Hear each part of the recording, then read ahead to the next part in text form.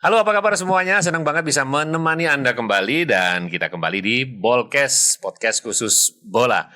Ngobrolin soal bola memang nggak ada habisnya, terutama di euforia Pesta Bola Dunia Piala Dunia 2026.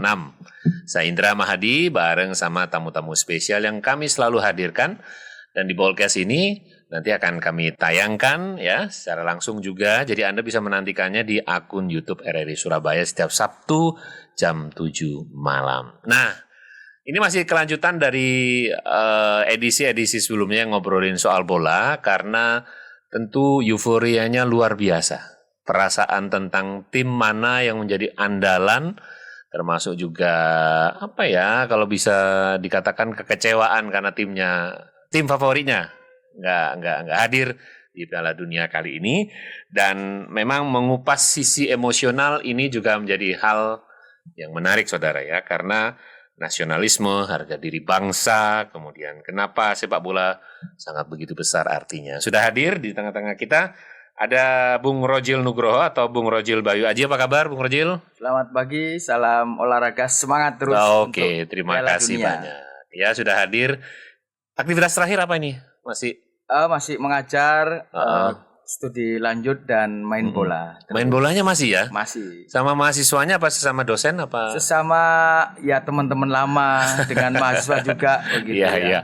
Saya dulu sebenarnya satu sekolah, cuman nggak pernah main bareng ya. Tapi, kalau nggak salah pernah saya 1-2 kali tapi lupa ya. Tapi kita pernah main bareng sepak bolanya ya. Kalau dulu ada Liga Paving dan sebagainya ya. Oke. Bagaimana juga apakah sepak bola di Piala Dunia kita kali ini ya apakah hanya sekedar apa ya kita itu rame-rame kumpul begadang dan sebagainya tetapi bisa sangat menyentuh ya karena Piala Dunia ketertarikannya luar biasa. Tapi saya ingin tahu dulu di awal gimana sih gambaran Anda, pandangan Anda soal Piala Dunia kali ini juga? Ya, kalau kita lihat kawasan ya. Ya, Piala Dunia ini di 3 kawasan sebenarnya menjadi satu hal yang menarik karena lebih banyak venue dan kemudian apalagi hari-hari ini kan ada tambahan tim begitu ya, lebih banyak sehingga ini memberikan kesempatan yang mungkin akan membuat Piala Dunia ini bisa lebih diterima oleh seluruh kalangan di penjuru dunia. Betul ya. Nah, dengan 3 negara ini juga menjadi salah satu hal yang baik bagi 3 wilayah atau 3 negara itu untuk mempromosikan negaranya, bagaimana mereka menjadi tuan rumah yang baik dan kenangan-kenangan kemudian sambutan yang bagus meriah ini akan menjadi salah satu bagian dari citra sebuah negara. Nah, ini kita nggak janjian sebenarnya. Kenapa kok Bung Rojil pakai kuning, saya pakai kuning juga? Nggak settingan ya. Tahu-tahu ketemu di studio sudah kuning sama-sama kuningnya begitu. Identik Brasil dan juga tapi dia pakai kostumnya Australia ya. Australia. Termasuk yang lolos juga. Lolos. Nah, ya, Australia kan menyingkirkan Indonesia. Apa hal pertama yang muncul soal Piala Dunia kalau menurut Anda ini? Piala Dunia ini adalah pesta para pecinta bola atau semua yang terlibat dalam sepak bola 4 tahun sekali. Betul. Karena sepak bola ini kalau kita lihat dari sisi historis, sepak bola adalah olahraga yang paling populer di seluruh dunia. Dan di seluruh dunia setiap negara itu mengembangkan olahraga sepak bola. Mengapa sepak bola ini menjadi salah satu olahraga yang pada akhirnya menjadi representasi mereka yang cinta klub, mereka yang mencintai timnas atau bahkan mereka tidak memiliki negara yang merepresentasikan diri mereka ke Piala Dunia, tetapi mereka bisa merepresentasikan dengan negara yang lain sesuai dengan passion dalam budaya fandom, supporter, budaya sepak bola yang itu bisa menjadi unik, yang itu bisa jadi tidak muncul dalam olahraga-olahraga yang manapun ya. Itu kan bisa jadi spiritnya walaupun negaranya itu nggak hadir atau nggak lolos, tapi spiritnya bisa jadi ikut tim mana gitu, tim negara mana kan gitu. Ya. Karena begini, kita kan tiap pekan disuguhi ada tayangan-tayangan olahraga ya, termasuk sepak bola ini kan menjadi penting ya. Semisal katakanlah kita di Indonesia, tim Indonesia lolos nih. Tapi kan kita melihat ada pemain dari Liga Inggris, Liga Spanyol, Liga Italia, kemudian Liga Belanda juga, Liga Prancis begitu. Sehingga orang kemudian melihat dia bisa merasakan atmosfer meskipun tidak langsung ya secara jarak jauh, dan mereka kemudian bisa mengidentifikasi dirinya lebih dekat dengan siapa ketika dalam tanda kutip diharuskan untuk memiliki tim yang dijagokan untuk ikut ke Piala Dunia. Tapi kenapa terasa berbeda dengan kompetisi yang lain ya? Karena ini 4 tahunan, tapi juga ada kita juga bersamaan juga dengan Champion misalnya atau dengan Europe League dan sebagainya. Ya, karena Piala Dunia ini adalah kejuaraan, kejuaraan sepak bola tertinggi di seluruh dunia. Jadi setiap atlet atau pemain sepak bola itu secara normatif atau idealnya, kalau atlet ya paling tinggi ya Olimpiade, capaiannya. Jadi kemudian prestisiusnya itu paling tingginya. Cita-cita tertinggi atlet itu ikut Piala Dunia, bukan cita-cita atlet yang tertinggi itu jadi PNS, enggak. Itu ya. Ini harus karena ini dunia profesional olahraga gitu ya. Maka pemain bola pun cita-cita tertinggi adalah ya ikut Olimpiade, karena sepak bola ada di Olimpiade dan juga Piala Dunia itu kejuaraan tertinggi. Semisal kalau bulu tangkis ya tujuan utama adalah ya misalnya kalau badminton ya BWF ya, kejuaraan dunia badminton itu. Dan kemudian ada Olimpiade. Olimpiade. Ada juga kejuaraan tertinggi misalnya bergu ya, Thomas Cooper Cup lah, itu menjadi misalnya itu ya. Capaian-capaian yang diinginkan oleh setiap atlet. Tapi itu misalnya kalau di antara teman-teman yang ada di studio kita itu random, ada yang nggak suka bola tapi tiba-tiba suka kalau pas Piala Dunia. Gimana tuh? Ya, karena Piala Dunia ini kejuaraan yang ditunggu oleh seluruh orang. Jadi ditunggu oleh seluruh orang, dan ketika euforia itu tinggi, maka itu bisa membawa orang ikut dalam frekuensi sepak bola itu. Sehingga mungkin dia tidak suka nonton klub atau dia tidak suka mengikuti liga, tetapi ketika Piala Dunia dia ikut meramaikan. Jadi ini ada aura magis sepak bola yang kemudian ketika ada magicnya ternyata ya. Magis ya. Iya, magis. Sorry. Jadi ini yang membuat orang itu akhirnya tertarik oleh frekuensi yang besar. Katakanlah seperti radio siaran gitu kan, yang frekuensinya buruk kan kemeresek gitu kan, kalah dengan yang lebih bagus. Nah ini hampir sama, jadi ada frekuensi itu yang kemudian orang bisa tertarik kemudian mengikuti Piala Dunia, apalagi ajang 4 tahunan sekali gitu ya, tidak tiap tahun ada. Ini yang menjadi prestisius bahwasanya Piala Dunia ini ditunggu banyak orang, dan ketika pertandingan itu dilaksanakan maka banyak juga orang yang mengikuti, apakah melalui televisi, melalui koran, media, atau melalui radio. Ya, termasuk juga di media kami, saudara. Jadi di Radio Republik Indonesia, kami ini secara audio juga akan menyiarkan bagaimana pesta bola Piala Dunia 2026 di Amerika, di Meksiko, dan di Kanada. Ketiga daerah ini ya, 3 kawasan negara ini yang begitu luar biasa.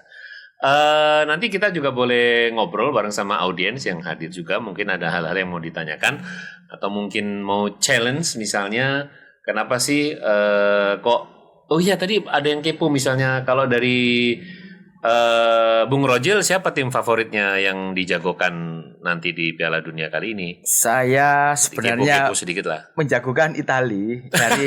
Dari 94 saya sudah suka Italia gitu ya. Tetapi ketika Italia tidak hadir di Piala Dunia, saya lebih cenderung memilih Portugal dan Prancis. Kok nggak ada negara Asianya sih? Ya kalau kuda hitam Jepang ini menjadi salah satu hal yang mungkin akan bisa melaju lebih jauh begitu ya. Jepang ini menjadi tim yang dalam pertandingan persahabatan menang terus loh. Oh iya. Dengan negara-negara dari semua kawasan. Jadi ketika international match itu pun mereka menang terus ya. Ya. Ini yang menarik juga dari sisi Piala Dunia, kenapa juga boleh dikatakan di antara kita itu suka jadi bagian dari momen-momen besar juga secara bersama-sama. Apa yang menurut Anda ini melatar belakangi?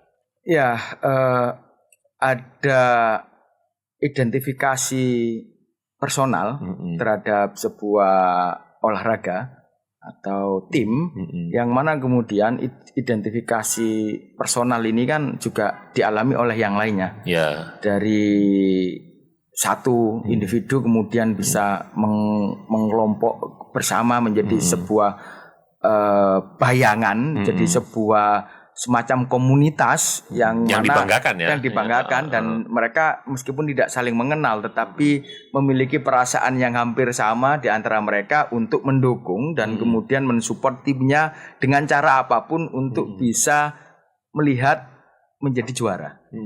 Nah, termasuk kalau kita lihat kultur sepak bola di berbagai negara kan berbeda-beda dengan berbagai macam ekspresinya begitu.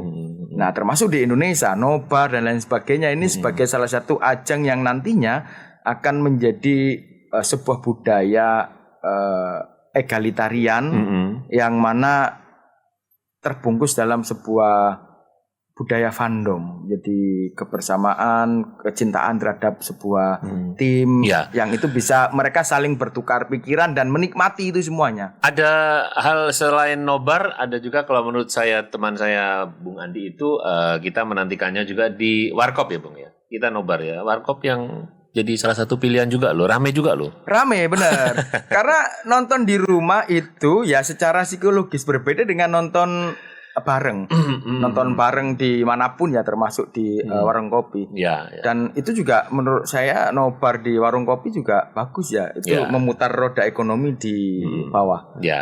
Nah ini kalau ngobrol lagi soal Piala Dunia kan juga ada kenangan-kenangan ya waktu itu ketika terakhir tim Italia itu kapan juara dunia Om Mata? Sekitar tahun 2006 ya. Jadi inilah kenapa juga kenangan Piala Dunia itu sangat melekat juga ya, karena ada momen-momen di mana mungkin ketika itu timnya nggak dijagokan gagal atau bahkan sampai yang misalnya mencuri perhatian kan kalau penentuan final adu penalti ada yang gagal, Roberto Baggio misalnya itu kan kenapa itu ya menjadi kenangan-kenangan seseorang ya momen-momen itu? Ya karena itu momen krusial sebagai penentu kemenangan dan mendapatkan piala ya. Misal katakanlah 94 itu ada Roberto Baggio yang ikonik gitu ya, dia bermain bagus tetapi di penentuan akhir gagal gitu kan ya. Kita masih kecil lihat pagi-pagi gitu tendangannya melenceng ke atas, kita sedih gitu. 2006 Zinedine Zidane menanduk Materazzi gitu kan. Terus kemudian momen-momen ketika Jerman juara, gol terakhir itu kan luar biasa begitu kan ya. Nah ini menjadi momen-momen. Ya boleh dikatakan itu festival emosi juga ya sebenarnya. Ya benar, karena sepak bola itu mengandung fanatisme.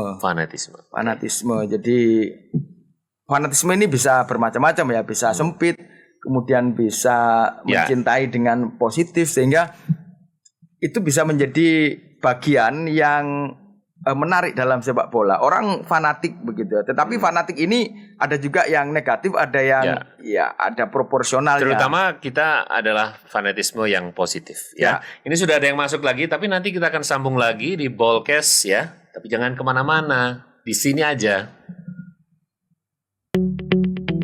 RRI Digital dengan tampilan baru, berbagai konten kolaborasi dari berbagai program nasional, termasuk siaran visual langsung, siaran radio langsung, daftar putar musik, podcast, berita video, dan berbagai fitur interaksi pengguna dalam permainan.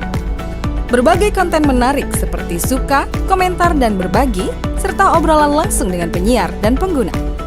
Pesan langsung dan fasilitas obrolan pribadi antara pengguna aplikasi juga tersedia. RRI Digital tersedia di Google Store dan App Store. RRI Digital.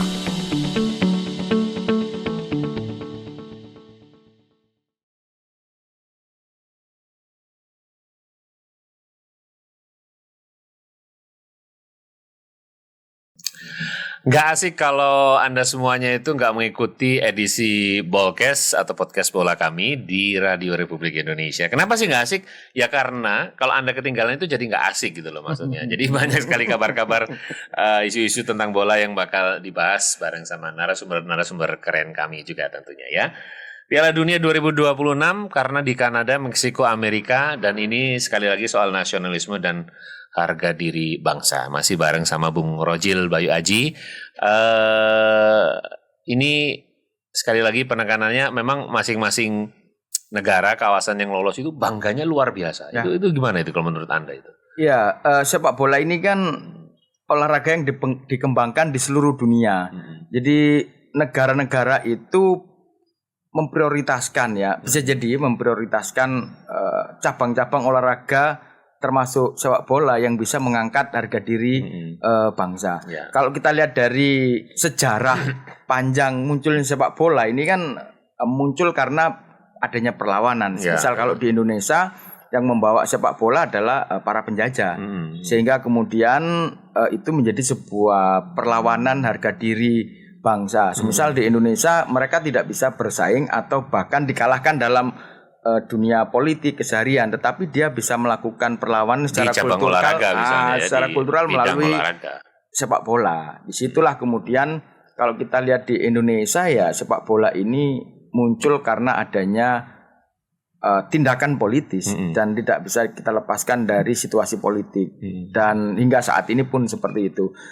Dan kalau cerita tentang kemunculan sepak bola di berbagai negara memang identik dengan perlawanan. Penjajah terjajah yang membawa sebuah budaya baru yang dinamakan sepak bola. Nah, karena dikembangkan oleh negara dan bahkan negara-negara itu mengeluarkan banyak dana, mengeluarkan uang untuk pembinaan dan lain sebagainya. Totalitasnya kelihatan. Totalitas di situ, entah itu uang negara atau sponsorship dan lain sebagainya, sehingga itu bisa menjadi sebuah representasi. Jadi ketika timnas Indonesia atau timnas Belanda, timnas Prancis itu menjadi representasi dari warga dan pecinta sepak bola Prancis gitu ya, di ajang Piala Dunia. Dari situlah kemudian muncul yang dinamakan rasa cinta. Ya, kalau dalam konteks budaya populer, rasa cinta ini kan bisa termanifestasikan dalam berbagai macam hal. Termasuk sepak bola. Nah, orang kemudian mencintai timnas begitu ya, karena ada kedekatan dalam konteks rasa cinta dan bangga itu pada tanah airnya ya, pada tanah airnya, sehingga akan bermuaranya pada misalnya kalau di sport ya itu tadi timnas misalnya. Benar, karena di dalam sepak bola itu juga ada negara ya, ada lagu-lagu, ada nyanyian-nyanyian, ada mungkin bendera-bendera yang dikibarkan dengan spanduk dan lain sebagainya. Nah, ketika di pertandingan sepak bola itu ada lagu kebangsaan, disitulah terkadang orang ketika menyanyikan lagu kebangsaan di stadion bersama-sama dengan momentum bahwasanya sepak bola ini sebagai muara rasa cinta terhadap tanah airnya, bahkan mereka bisa merasa merinding dan nangis menyanyikan. Saya jadi ingat juga karena di edisi yang lalu itu juga sempat disentil. Italia adalah salah satu yang ketika menyanyikan lagu kebangsaannya itu teriak ya kalau salah itu sangat bangga sekali di bagian akhir lagu nasionalnya mereka kan gitu. Benar. Nah, inilah yang akhirnya juga ketika ada timnas suatu negara itu lihatnya beda dengan klub. Nah, itu apa ya yang terasa beda karena kan melihat timnas dengan klub misalnya kalau yang misalnya kalau lagi di Champions League itu kan klub ya. Tapi kalau Piala Dunia ini beda rasanya negara. Gimana ini? Iya, karena mungkin hampir sama identifikasi rasa cinta itu, yang mana identifikasi identitas mereka dalam representasi sepak bola itu bisa tidak tunggal, karena dalam konteks Liga Champions ini kan representasinya klub begitu ya, bukan representasi sebuah negara. Maka identifikasi diri ketika ada timnas mereka itu akan berlebih juga. Karena ada representasi, oh ini adalah kebanggaan saya secara klub dan negara serta kultur dari dunia daerahnya atau negaranya masing-masing. Sehingga itu membuat Piala Dunia itu selalu menarik untuk ditunggu dan banyak momen-momen orang itu seperti menemukan kembali lagi rasa cintanya terhadap negara melalui sepak bola. Kalau kita coba rilis juga, kalau Champions League, kalau kita konversikan ke negara, misalnya ada ATM itu Spanyol ada ya negaranya, terus Inggris juga ada, Arsenal itu ada dari Liga Inggris, kemudian PSG ada, Prancis, kemudian Jerman ya. Oke. Kita coba kulik sedikit, pingin kepoin sebenarnya grup-grupnya itu isinya apa saja. Grup C, Brasil masih diunggulkan? Ya, Brasil tetap ada diunggulkan. Brasil, Maroko. Nah, ini yang baru kita sebut, Haiti juga pendatang baru. Dan juga ada Skotlandia. Nah, kemudian kita coba kulik sebentar ya. Ya, ini juga misalnya saya coba buka, ada yang bertanya misalnya dari Robi ini yang menyampaikan kenapa kalau timnas kalah itu rasanya seperti apa ya, kekalahan atau luka secara nasional juga. Ya, karena ada rasa memiliki dan rasa cinta. Seperti kalau Ben Anderson itu kan nation, komunitas yang dibayangkan. Jadi itu sebagai sebuah spirit bersama.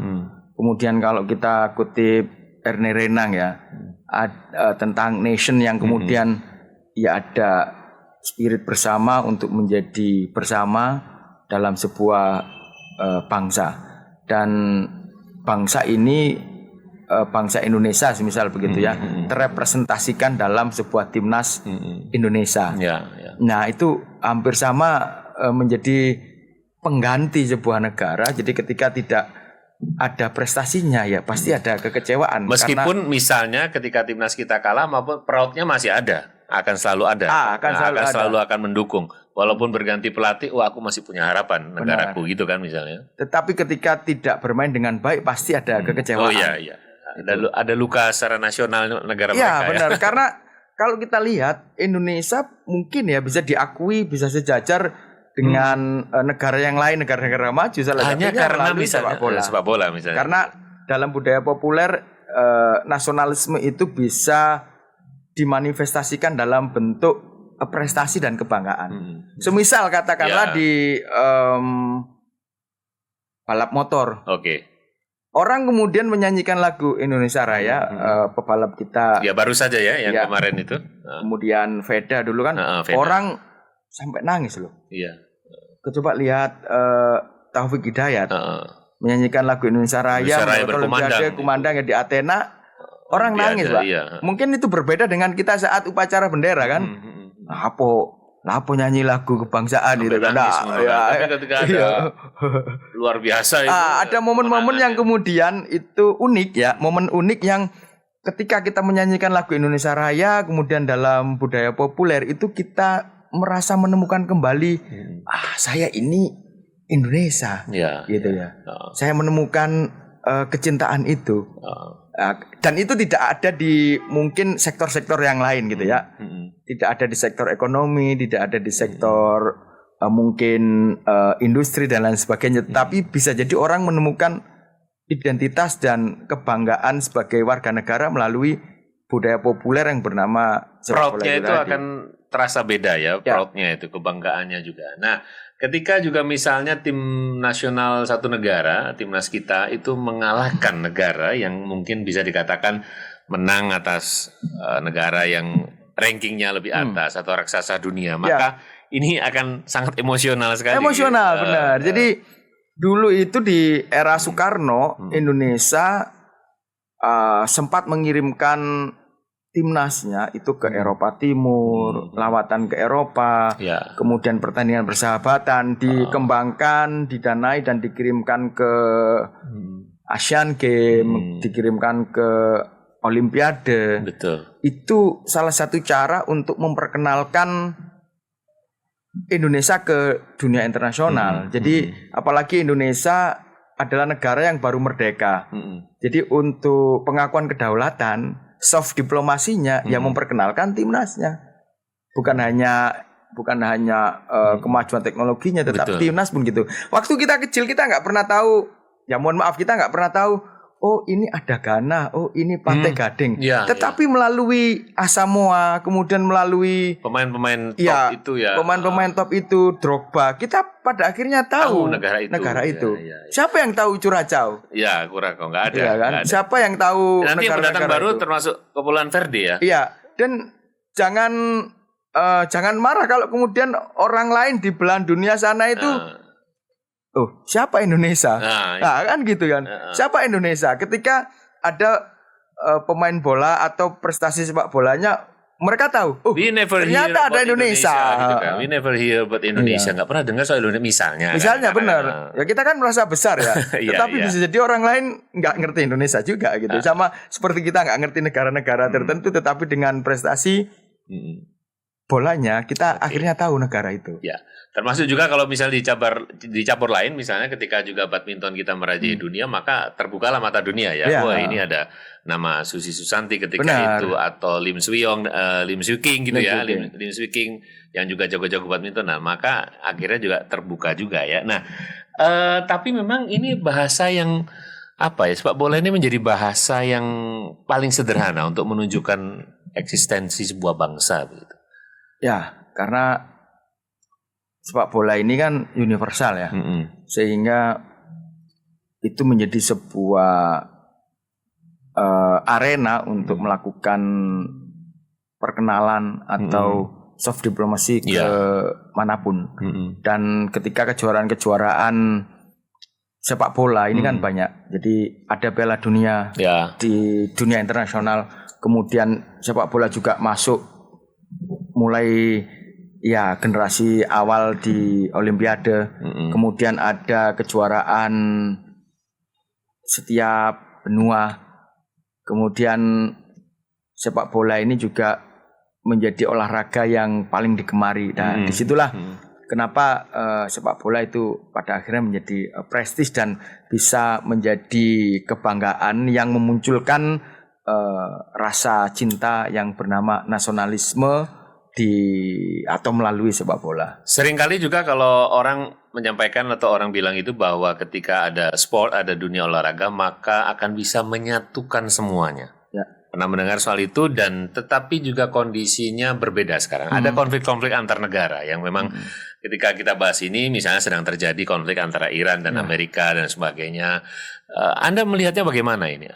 Seharusnya kan memang bahkan sampai ada yang ingin mundur atau saya nggak ingin tanding di Amerika, dialihkan aja dan sebagainya. Maka bagaimana kekuatan sport olahraga sebagai yang mempersatukan itu sebenarnya? Ya, kalau kita lihat ya awal-awal di tahun 50-an pengakuan timnas itu berdasarkan ya negara-negara yang berdaulat. Oke. Yang berdaulat. FIFA dulu sejarahnya siapa? Itu sebenarnya ya anggota siapa di awal-awal tahun 50-an setelah Perang Dunia Kedua ya negara-negara yang sudah eksis ya sudah diakui mendapatkan pengakuan kedaulatan dari negara yang lain dan menjadi negara yang merdeka. Tetapi dalam proses perjalanannya FIFA lebih lunak begitu ya. Katakanlah Palestina kan tidak diakui oleh negara-negara yang lain tapi diakui oleh FIFA begitu ya. Israel kan diakui gitu ya. Kemudian Hong Kong kan bisa diakui begitu ya. Jadi FIFA lebih sedikit maju begitu ya. Kalau kita bandingkan dengan juga sebenarnya. Benar. Jadi disitulah kadang itu kenapa negara menjadi representasi. Oke, mungkin ada politik only one China, tetapi kan ada negara-negara yang mungkin mereka memiliki keunikan yang itu diakui oleh FIFA begitu, bahkan oleh federasi olahraga yang lainnya dalam konteks budaya populer olahraga ini tadi. Nah, mengapa itu menjadi salah satu memperjuangkan kebanggaan bangsa negara melalui olahraga, dalam hal ini sepak bola menjadi hal yang penting. Termasuk kalau kita lihat ya ada perang misalnya sekarang di Iran, konflik sedang konflik. Ada konflik begitu kan, kemudian maka sisi politis sepak bola itu muncul kembali, itu kan.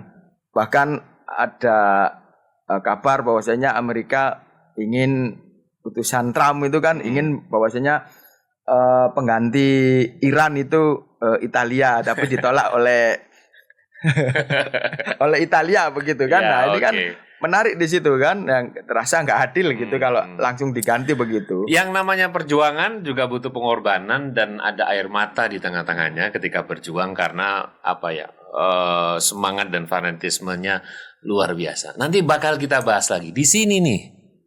Pesta Bola Dunia, podcast RRI atau Bolkes.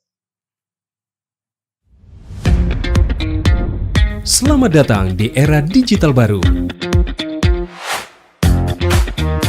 RRI News kini hadir di genggaman Anda dengan aplikasi mobile terbaru. Temukan berita online terkini, cepat, dan terpercaya langsung dari perangkat Anda dengan fitur pembaruan berita real time dari aplikasi mobile RRI News. Anda tak akan pernah ketinggalan informasi. Nikmati kemudahan akses berita nasional dan internasional, berita terpopuler, dan video berita terbaru kapan saja dan di mana saja. Dilengkapi dengan teknologi terkini, aplikasi mobile RRI News memberikan pengalaman membaca yang lebih baik. Dapatkan notifikasi berita penting langsung di layar ponsel Anda. Jelajahi kategori berita yang Anda minati, mulai dari politik, ekonomi, budaya, hingga olahraga. Anda juga bisa berbagi berita penting kepada teman dan keluarga melalui media sosial dan aplikasi pesan, menjaga Anda tetap terhubung dengan dunia di sekitar Anda. Memiliki jaringan lebih dari 80 microsite tersebar dari Sabang sampai Merauke, serta memiliki tren pembaca yang semakin meningkat. RRI News menghadirkan liputan berita terlengkap dan terkini dari seluruh Indonesia. Unduh sekarang di Google Play dan App Store aplikasi mobile RRI News, membawa dunia ke dalam genggaman Anda. Aplikasi mobile RRI News, berita terkini dan terpercaya dalam genggaman Anda.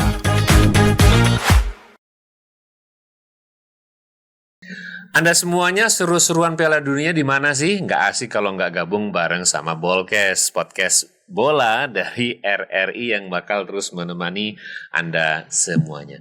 Saya pengen tahu nih tim favoritnya, misalnya kalau teman-teman di studio mana, kalau dari Bung Andi siapa yang mau difavoritkan? Tim Jerman. Bung ini Arul? Bung Noval apa Bung? Oh Prancis. Ya ini peta-peta kekuatan sepak bola dari masing-masing negara.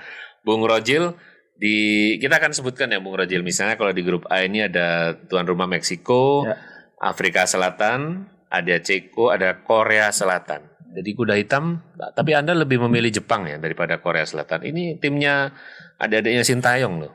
Ya, kalau kita lihat di grup A ini kan ada Meksiko, Afrika Selatan, Korea Selatan, dan Ceko ini setara ya. Ini tim yang ada di grup A ini memiliki peluang yang sama karena di atas kertas mereka memiliki pemain yang rata begitu ya. Kalau kita lihat Meksiko, Korea, tetapi saya lebih di sini menjagokan Korea Selatan sama Meksiko. Oke. Ya, paling batu sandungan nanti akan pada di Ceko bisa jadi karena itu kuda hitamnya. Kuda hitamnya di grup itu ya. Ya, Ceko melalui menanjak juga ya, menemukan kembali ritme seperti dulu di Eropa. Itu kan menjadi salah satu kekuatan di Eropa. Kita lihat coba di grup B, ada tuan rumah juga Kanada, ada Bosnia, ada Qatar dan Swiss. Bosnia ini termasuk yang baru juga. Ya, Bosnia ini menarik ya, negara yang mungkin ya tahun 90-an kan terjadi konflik gitu ya, di Yugoslavia sampai akhirnya ada Bosnia dan Herzegovina gitu kan. Ada mereka ini berkonflik tapi ternyata juga dalam pembinaan olahraganya fine-fine aja. Iya, bagus. Jadi kalau dulu itu ya, misalnya Edin Dzeko kecil, Nemanja Matic, Nemanja Vidic kecil, Mirko Vucinic kecil, itu cita-citanya pengen bela timnas Yugoslavia waktu SSB ya. Tetapi ketika mereka semakin dewasa ya ada konflik di negara mereka, ya mereka tidak lagi membayangkan di benak mereka tentang Yugoslavia. Ya I'm not Yugoslavian anymore menurut Edin Dzeko. Ini menjawab, we proud about our country kan, dengan negaranya sendiri kan, gitu kan makanya. Ya, I'm now Bosnia. Now I'm Serbia, Kosovo, Mirko Vucinic. Nah itu kan, nah ini menariknya di situ. Artinya identifikasi negara dan juga timnas ini menjadi kekuatan bagi mereka untuk menunjukkan. Misalnya Bosnia, mereka negara yang kemudian ya juga ingin dilihat di dunia dengan sepak bola. Apalagi mereka sudah mengalahkan Italia kan. Iya betul. Ya, jadi kan, Italia itu menangisnya karena kalah dengan Bosnia Herzegovina. Ya. Saya waktu itu sedih banget loh. Sama, apalagi saya pendukung Italia gitu ya. Kok iso iki kalah iki. Dipur 10 pemain. Nah Edin Dzeko sudah usia 40 gitu kan ya. Lawan anak usia 20-an kan gitu kan ya. Ini sudah dipur. Oke, by the way kalau Anda pakai kaos timnas Australia, nama pemain belakangnya siapa itu yang di Samantha Kerr. Kerr itu lama-lama juga itu Kerr, pemain sepak bola perempuan Australia. Oh, itu pemain sepak bola perempuan ya. Tapi yang atletnya profesional siapa nih top yang terkenal populer di Australia di timnas putra? Kalau dulu ada Harry Kewell, Mark Viduka itu yang bermain di Liga Inggris ya. Liga Inggris begitu ya. Itu yang menjadi mungkin ya orang-orang di usia kita ya. Mereka ini diikutkan di benua apa sih sebenarnya? Dulu di karena saya sama Bung Andi request jangan satu benua sama Indonesia dong. Gitu ya. Boleh. Dulu itu kan berat kita. Jadi gini, Australia itu dulu kan di Oceania. Ya, itu dia makanya. Ya, di Oceania selalu menang. Karena musuhnya New Zealand gitu ya. Iya, New Zealand ada loh. Ya, jadi gini. Dulu itu Australia bersama New Zealand dan negara-negara kepulauan itu menang terus. Makanya nah, tetapi tidak ada slot Oceania langsung lolos Piala Dunia, tapi mereka ada apa namanya playoff lagi ya. Playoff dengan Asia. Dulu sempat disingkirkan oleh Iran, Australia itu sama Ali Daei dan Kohadat Azizi. Nah dulu lah akhirnya Australia ini kok merasa nggak kompetitif sehingga dia harus pengen kompetitif, masuklah ke Asia. Yang Asia kalau lolos langsung bisa ke Piala Dunia. Tetapi saat itu Australia lolos, New Zealand juga lolos gitu kan. Nah itu kan sempat New Zealand juga lolos. Enggak, kalau saya sih requestnya sama Bung Andi jangan satu grup sama satu benua sama Indonesia gitu bisa. Nah itu nanti jadi pengaturan. Oke, kita ke grup C ada Brasil, Maroko, Haiti, Skotlandia. Haiti, negara pendatang baru akan satu grup dengan si raksasa Brasil ya. Brasil ini siapa nama yang moncer? Neymar selain itu? Kita jarang mengenal ya. Misalnya nama-nama pemain Brasil sekarang. Selain Vinicius, Neymar, abis itu siapa lagi kan? Ada Richarlison. Kalau dulu kan banyak ya, kayak si siapa bek kiri Madrid siapa? Roberto Carlos, Marcelo ya. Sekarang ya ada yang tenar ya ada Rodrigo, Vinicius. Ya itu lagi. Terus kemudian sampai ini Richarlison. Kemudian ada juga Alisson Becker kiper. Terus kemudian ada juga El Casing Anthony. Itu masih sama dengan bahkan edisi Piala sebelumnya atau 8 tahun terakhir mereka dengan tipikal permainan yang samakah atau bagaimana sebenarnya Brasil ini? Ya kalau Brasil memang memiliki kaderisasi sepak bola yang bagus ya. Jadi mereka memiliki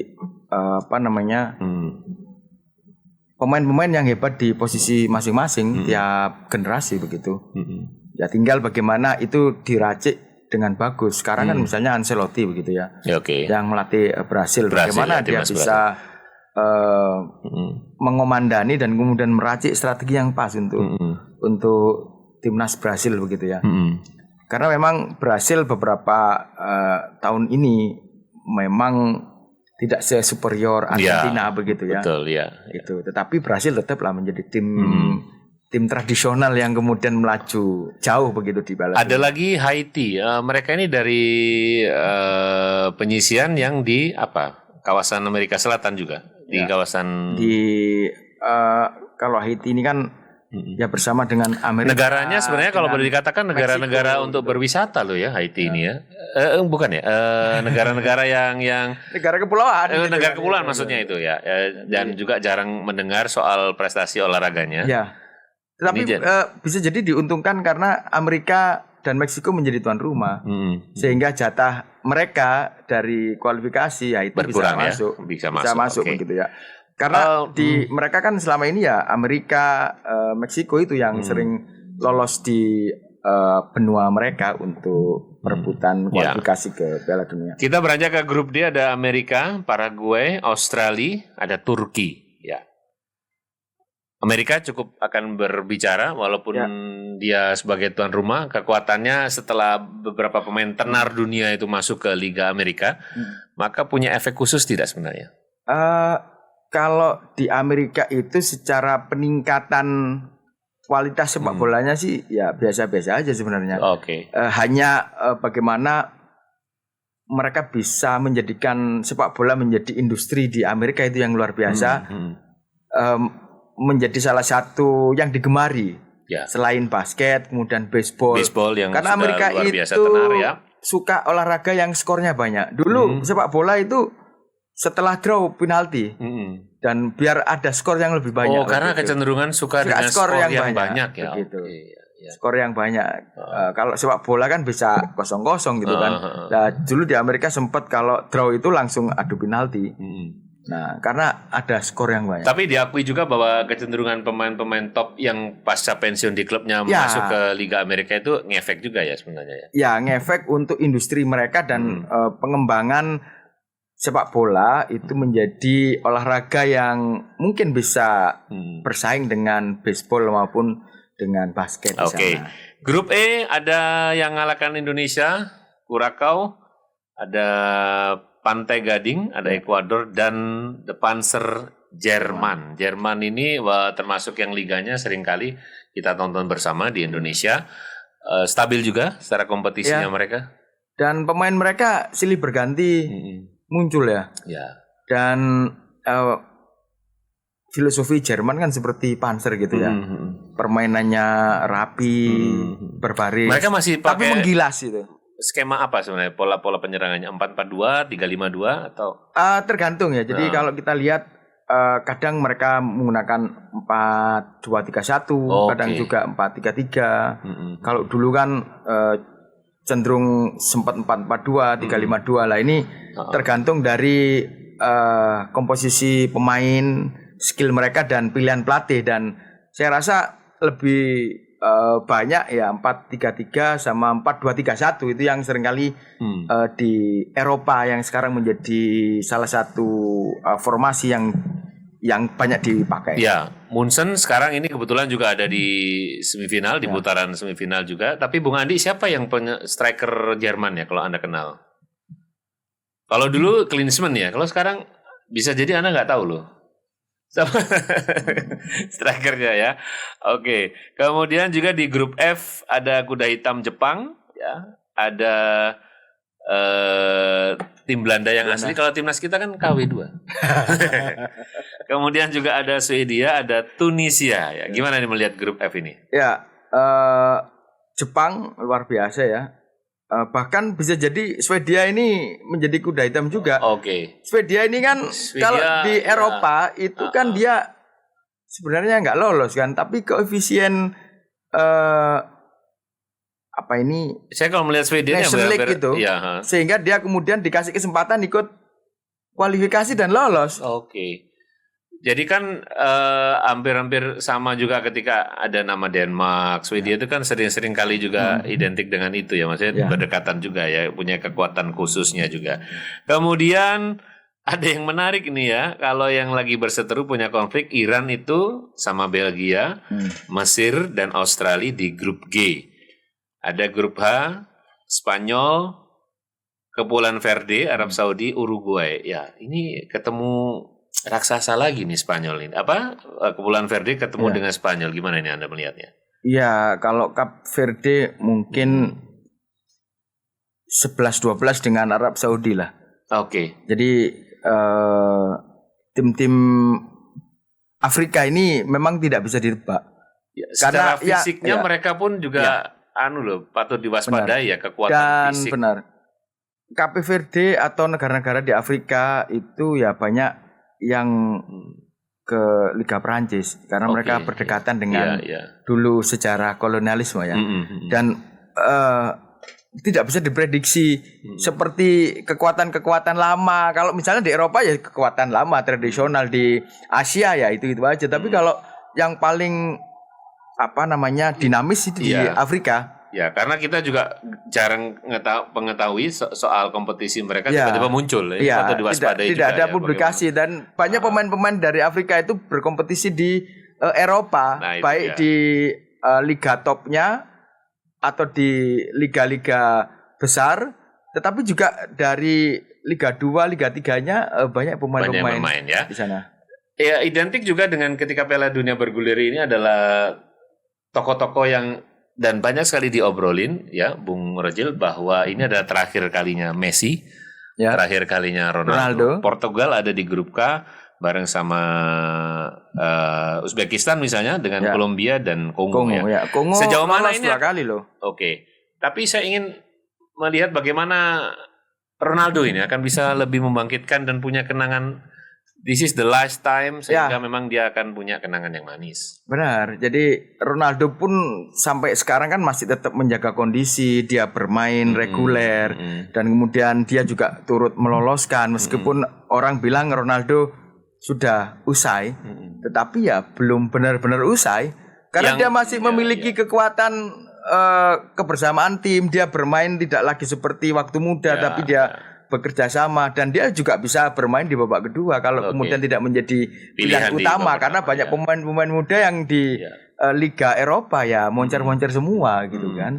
Mungkin bisa jadi turf juga di babak kedua nanti kalau misalnya yang junior-juniornya itu mati kutu dia akan bisa jadi pembuka juga. Dan kadang berbeda loh di bangku cadangan ada Ronaldo dan tidak. Nah ini kan menarik juga kan ada orang yang dihormati. Jadi cybornya tuh terasa ya. Jadi kelihatan kalau nggak diturunin pertama nih mungkin agak seneng ya. Tapi kalau misalnya ada gitu juga pengaruh juga kan. Pengaruh begitu. Pengaruh di tim-tim lawannya. Nah, tergantung kemudian nanti strategi bagaimana Portugal menghadapi tim-tim ini kan yang mereka hadapi. Keseruannya bakal kita lanjutin lagi. Jangan kemana-mana loh ya. Wih, keren banget nih. Katanya ada obat herbal bisa mencegah sakit gigi seumur hidup. Ada hoax tuh. Widih. Ini juga keren nih. Ada sumber energi baru PLTH, pembangkit listrik tenaga hampa. Iya, itu juga hoax kali. Lu bacanya apaan sih? Aduh, pantesan portal abal-abal lu baca. Kalau mau baca berita yang lengkap tapi udah verified, mulai dari berita nasional, internasional, olahraga, gaya hidup sampai hiburan, lu cukup klik rri.co.id. Di situ lu juga bisa streaming RRI digital. Aduh, makanya cek-cek dulu biar gak kegocek di rri.co.id.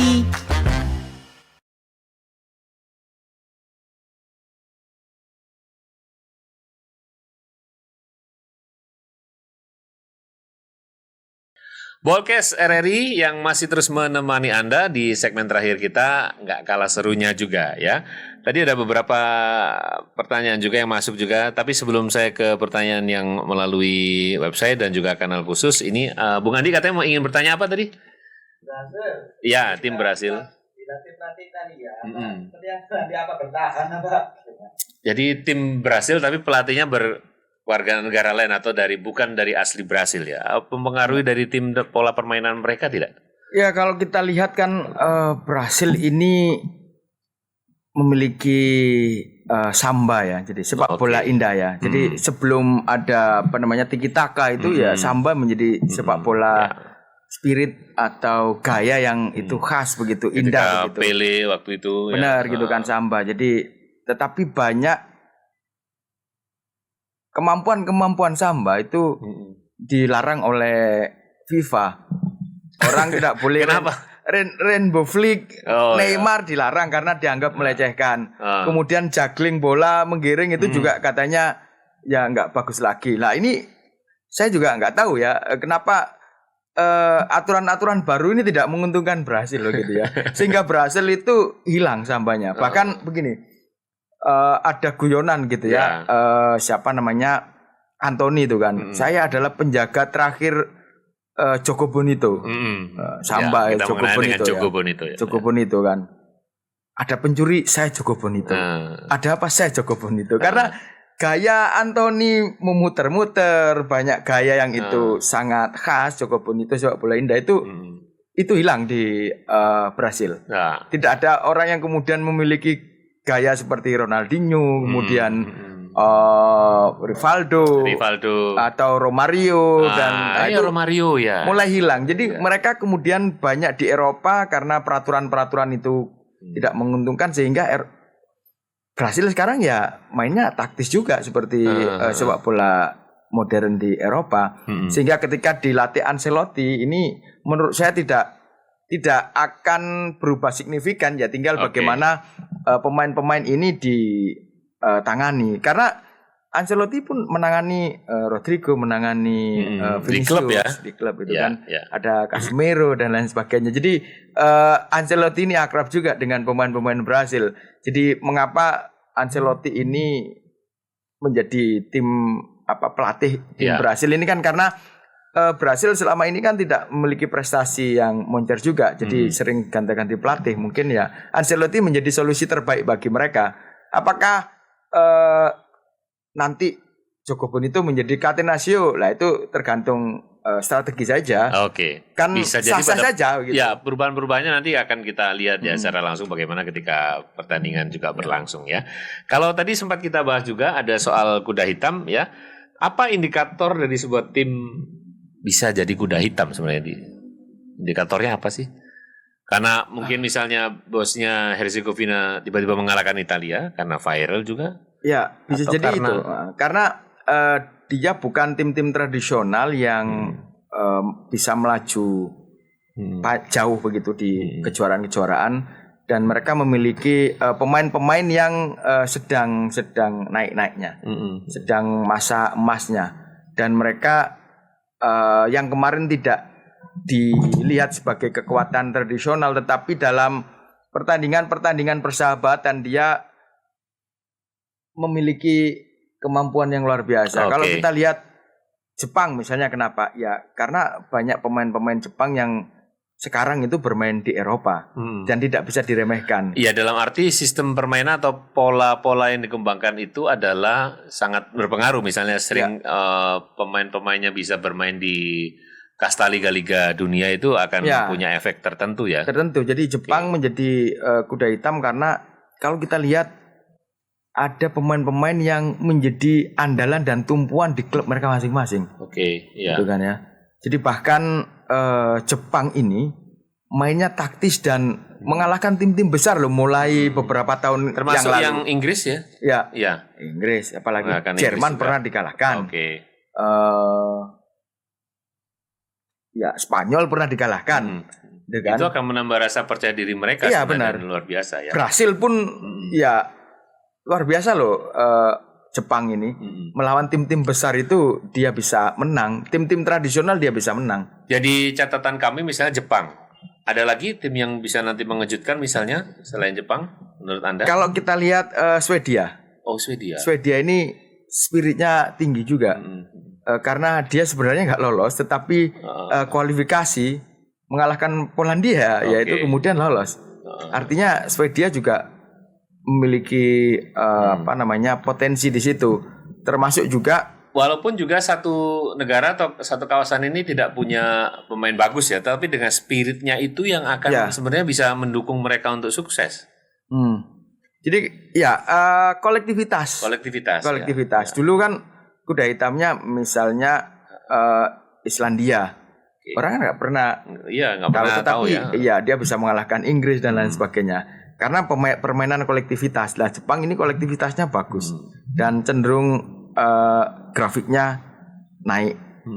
Swedia pun grafiknya naik. Dan mungkin satu lagi yang bisa menjadi kuda hitam adalah ya termasuk Bosnia. Mereka memiliki Bosnia, spirit yang luar biasa. Pemain mereka juga ada di Italia dan liga-liga Eropa. Ada Edin Dzeko yang memimpin tim yang meskipun di usia 40 seperti Ronaldo, tetapi dia bisa membawa rekan-rekannya menjadi percaya diri. Istilah orang sering mungkin dimong ya, ngomong pemain-pemain adik-adiknya dan sebagainya, yang ini juga bisa berpengaruh ya. Tapi itu kalau kita lihat beberapa petanya tadi ada grup A sampai beberapa grup, Anda pasti bisa melihat ya, bisa dibaca kejutan-kejutan itu nanti akan bisa terjadi di grup mana, dan hadirnya yang lolos itu bisa dibaca juga. Kalau kita lihat di sini ya, yang paling signifikan mungkin yang menjadi kejutan saya rasa adalah yang pertama Swedia. Ya, di Swedia ini berada di grup F bersama Belanda, Jepang dan Swedia. Nah, ini kan kalau kita lihat Belanda sebenarnya biasa-biasa aja sih kalau kita lihat pemain di liganya gitu kan ya. Kalau kita lihat kan Simon pun sekarang menghadapi degradasi ini dengan Tottenham Hotspur begitu ya. Terus kemudian Rangers itu ternyata tidak, sekarang awal moncer di City tetapi sekarang tidak dipakai begitu. Pengennya ya. itu kembali ke era Van Basten gitu ke teman saya itu, cuman kan nanti nggak bisa. Nah ini justru kalau kita lihat di grup F ini justru bisa jadi Belanda kesulitan melawan Jepang dan melawan Swedia. Iya, ini yang dirasa persaingannya paling berat juga. Benar itu kan. Belanda kalau tidak dia tidak jangan meremehkan lawan lah. Belanda ini bisa jadi tergelincir karena kekuatan Jepang, Swedia ini ya di Eropa dan di Asia ini terbukti begitu. Ini ada format baru karena ada penambahan tim ya, sehingga menjadi lebih besar dan adanya underdog ini sebenarnya akan sangat diperhitungkan oleh tim-tim sebesar Spanyol, Portugal, Jerman begitu misalnya. Gimana nih? Jadi artinya mereka di atas kertas menjadi tim yang diunggulkan, tetapi kan 90 menit pertandingan berlangsung itu kan semua bisa terjadi. Betul. Siapa yang kemudian menduga Italia setelah menang dengan Irlandia ternyata kalah dengan Bosnia begitu.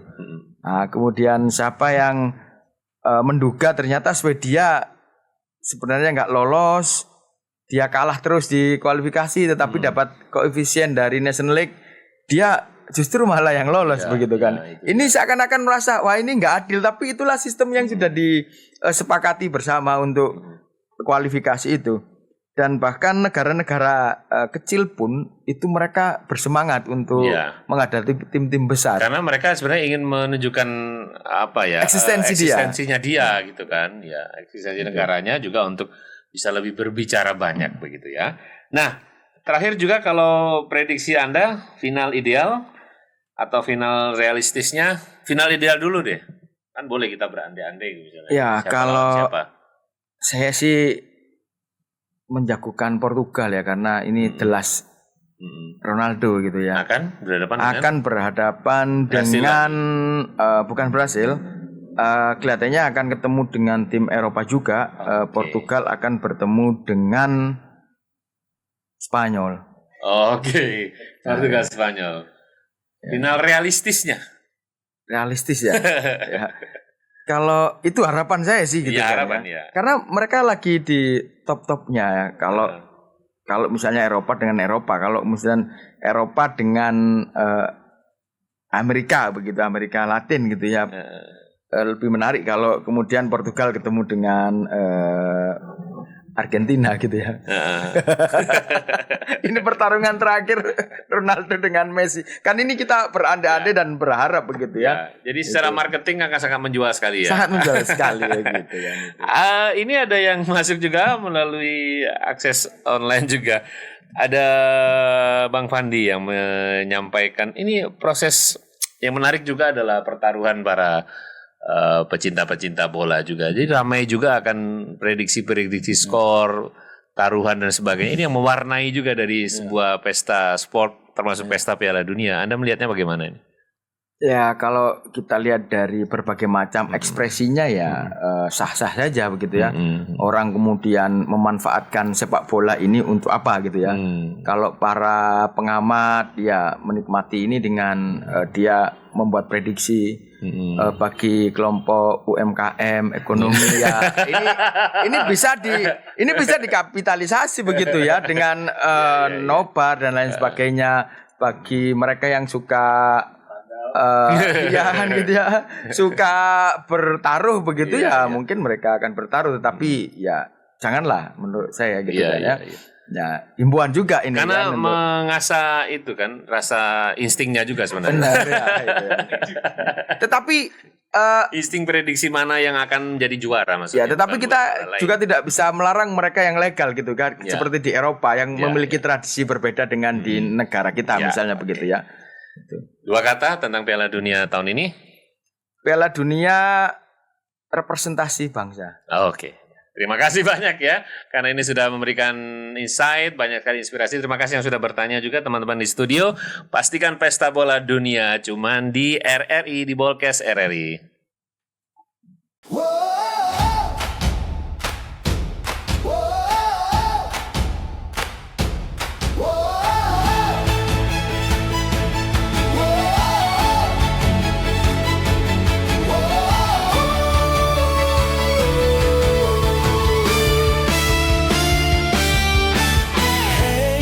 Bersiaplah, saat bahagia dinanti telah tiba.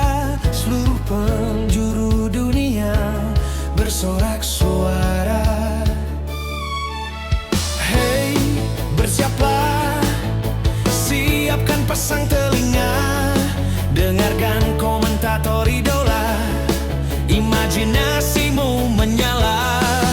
Tak peduli jarak dan waktu, kita bernyanyi satu lagu untuk semangat yang menyala, untuk dunia yang bersuara. RRI bersuara, Piala Dunia untuk semua. Satu gol, satu doa menggema ke seluruh Indonesia. RRI menyapa, satukan asa dari desa sampai kota, di udara kita bersama. Sepak bola dan cinta merdeka,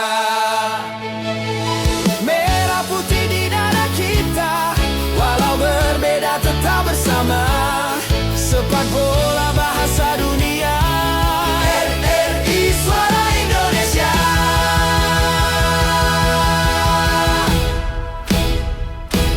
RRI bersuara, Piala Dunia untuk semua. Satu gol, satu doa menggema ke seluruh Indonesia.